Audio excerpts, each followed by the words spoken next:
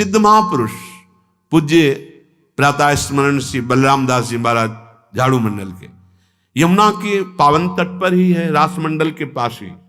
वो अपने एक लता के नीचे बैठे हुए भगवत चिंतन कर रहे थे।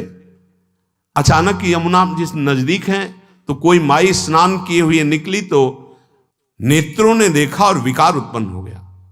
वयोवृद्ध सिद्ध महापुरुष, उन्होंने कहा आप तो इस शरीर को नष्ट कर दूंगा। शिष्यों ने कहा महाराज ऐसा क्यों? बोले किसी माता के शरीर को देखकर हमारे अंदर विकार क्यों आ गया? ऐसा नहीं, आज तक कभी नहीं हुआ, ऐसा क्यों हुआ? उनका महाराज आपस में सब शिष्यों ने कि कुछ ना कुछ तो खान पान में गड़बड़ी हो गई तभी ऐसा हुआ। बाबा आज परिक्रमा करते हैं वृंदावन की, बाद में आप जो आदेश करेंगे जैसा करेंगे, पहले परिक्रमा। वृंदावन की परिक्रमा का बहुत बड़ा प्रभाव, जब कभी मन आपका ऐसा विक्षिप्त हो, परेशान हो, तत्काल परिक्रमा प्रारंभ कर देना, नाम जप करते हुए। आप देखना परिक्रमा पूरी होते होते शांति हो जाएगी।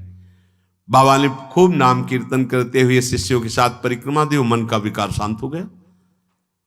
उनका ऐसा कैसे हो सकता है कि हमारे अंदर विकार आ गया? ये बड़ी सूक्ष्मता का विषय है। कल प्रसाद कहां से आया था? तो उस समय लाडले गोविंद देव जी महाराज यहीं विराजमान थे वृंदावन में।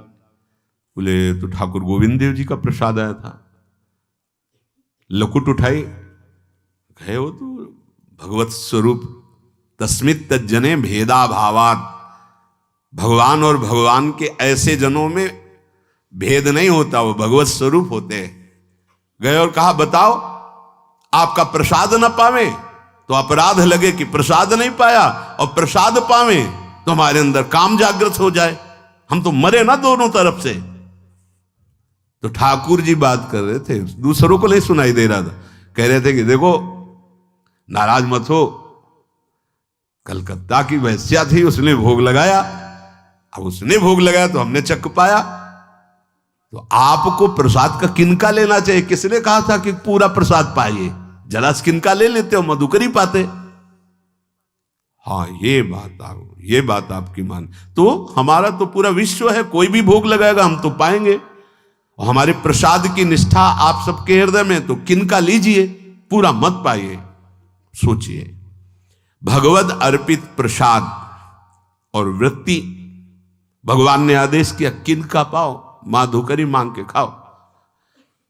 यहां वर्णन कर रहे, यदि हम अन्न थोड़ा भी हमारे अंदर दूषित चला गया, तो जब कभी ऐसी विकार की भावना हो, आपके अंदर विकार बन रहा है, तो खोजिए। आपने कोई दृश्य देखा है, आपने किसी से बात की है, आपने कोई ऐसा संकल्प बनाया, नहीं, तो फिर भोजन दोष आ गया।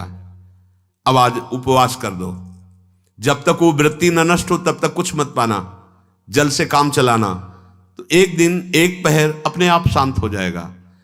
अगर बहुत विकलता हो रही तो नाम कीर्तन शुरू कर दो, भोजन मत पाना, नाम कीर्तन शुरू, बिल्कुल शांति मिल जाएगी, बिल्कुल। और ये तो उदाहरण महापुरुष इसलिए देते कि हम सावधान रहें।